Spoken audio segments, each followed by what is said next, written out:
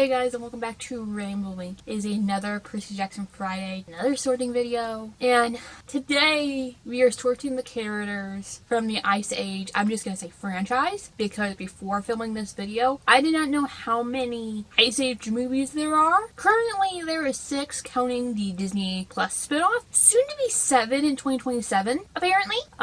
So yeah, Disney's deciding to bring it back since they own it now. Because originally it was like 20th Century Fox. Disney owns 20th Century Fox now. So yeah, this is gonna be fun. This is now the second 20th Century Fox movie that Disney owns. That then the first one was Anastasia a couple years back. And we do have the cards here, so let's real quick go through the cards for my sanity. Zeus, Hera, Poseidon, Demeter, Ares, Athena, Apollo, Artemis, Hephaestus, Aphrodite, Hermes, Dionysus, and then 13 through 20, the other captain's card, these were added on the end of the last Olympia in the beginning of the last Hero books. For instance, Iris, Hypno, Hades, just for instance. Ones. We do technically have 8 characters, but it's only going to be 7 sorting, so I'm merging 2 characters together, because they're pretty much, let's be honest, the same character in the movie. So, yeah. Reason why Hera and Artemis are new, even though they do not have Demigod children, they do have Kevin's that can't path flood. This is based on attributes, personalities, powers, what they do in their movie / show, or anything like that. So, real quick before we begin, if I mispronounce any of these characters' names, I apologize in advance. I suck at pronouncing names, so here we go. First character is Manny. Let's be honest, he's a big big man, even though our big big man can be very grumpy and like sarcastic and stuff like that, but he's still very loving and loyal to, well, his herd is, I guess, the best way to describe that.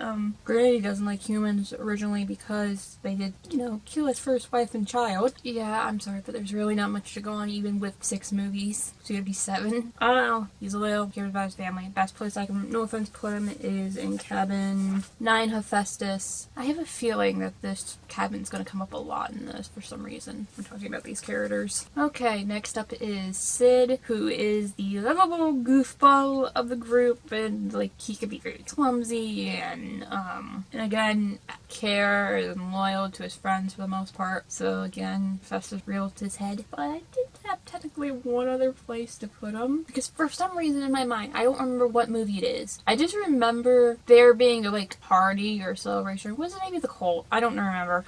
Where he would be like a party guy. I don't know. I think Dionysus would be funny, but I don't think it's a strong foundation of anything.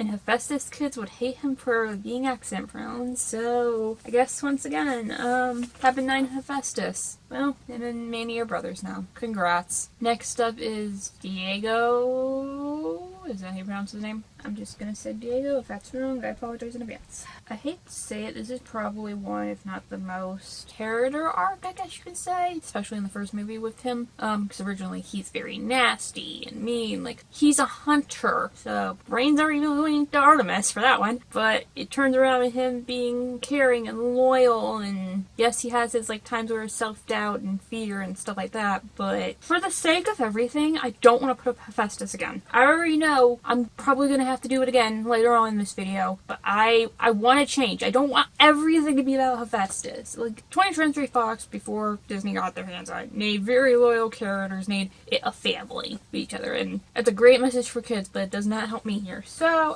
for the moment, just so we have some variety and everything, I'm gonna put him in cabin 8 Artemis. Or Lel. I'm gonna put him in the Hunters over Artemis. I don't think they'll be too thrilled knowing since he is male. And granted, he does have a love interest in one of the, like the 3rd, 4th movie, somewhere around there. I don't know.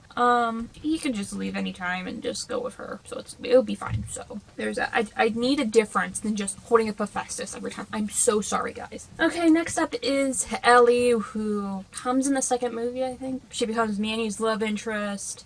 She originally thinks she's a possum because she was raised by a possum mom, instead of a mammoth, which is fine. Right off the bat, again, like I said last time, 20th Century Fox likes making a family within these guys, which is great. It's a great message for kids. Doesn't help me here. But she's very loyal, very caring, of her family, and like especially like her brothers in that second movie, and get to her in a little bit. But I know after they have the kid, she becomes more understanding, like mother and wife, and more family oriented. I guess you can say that. But she ain't no pushover. Let's just say that right now. But again, either Hephaestus or maybe even Hera, which is very funny and weird to say because, you know, Hera was the one who threw Hephaestus off of Mount Olympus in most myths, because he was ugly. I'm leaning more towards Hera, knowing like her and Manny are in a relationship for husband and wife and have a kid together in the films and stuff. And normally with Floor, with dating within like Camp Half-Blood and Camp Jupiter and stuff,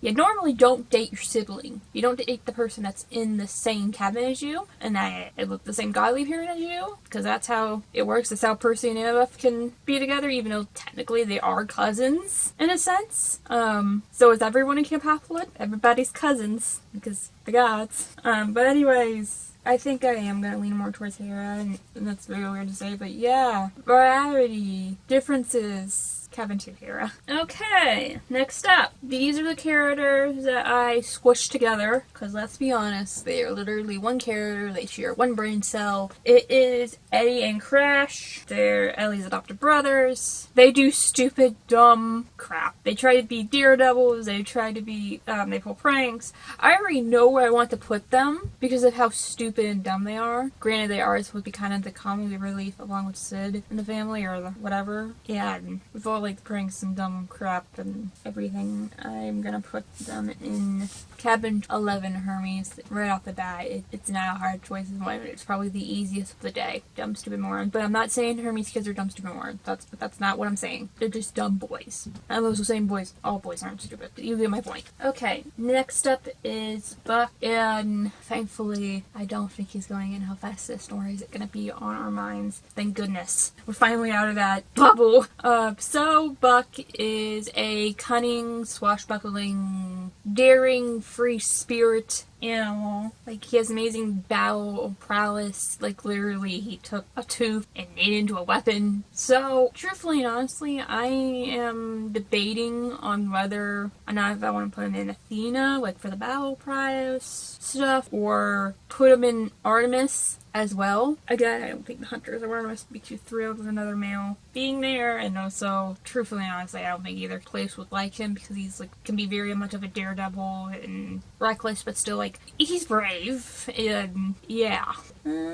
Even though with all that stuff, he does have a good heart. Since we already done an Artemis today, I want to lean more towards Athena, just to give us more variety in this, and let me tell you, if this isn't going well, this video probably ain't going well in general. So, you guys can yell at me in the comments below. I'm just gonna put it in Cabin 6 Athena. Will Athena probably take him and claim him? Probably not. Let's be honest. He'll probably get kicked out of the cabin very quickly. And now for our final character, hopefully I'm saying this right, Rudy. He comes in the dinosaur one, because he's a dinosaur. Right off the bat, he is very ruthless, he is very mean, he is very aggressive, he is also very brutal, a very bloodthirsty enemy to have, and I already know where I want to put him, in Cabin 5, Ares. Oh my goodness gracious. I'm so sorry, but like, Ares kids can be very ruthless, and so is War. War can be very ruthless. Like, I've said this before, Ares is the dirty side of War, the more ruthless, more bloodthirsty, more just blood in general side of War, while Athena, of course, is more the smart War, the more pretty side of War, even though that's really crazy to say, because really, let's be honest, there's no pretty side of War. But is more like of that side. The less casualty side, probably, with Athena's. But anyways, Cabin 5 Ares for Rudy. He's ruthless, he's aggressive, bloodshed, and all that stuff. So, that was our last character. Thank goodness, thank goodness, thank goodness. Hopefully you guys enjoyed. Any characters that I did sort today and you think they should have gone someplace else, tell me in the comments below, please. Any characters that I didn't sort today, because there's a lot more characters I just didn't sort, tell me in the comments below where you think they should go. Hopefully you guys enjoyed this video. Please make sure to like and subscribe, all that jazz. Last video right there, subscribe beneath me, playlist of a bunch of other sorting videos is right up there. Also be in the link description below with a Percy Jackson playlist. And I'll see you guys next time here on Ramble Link.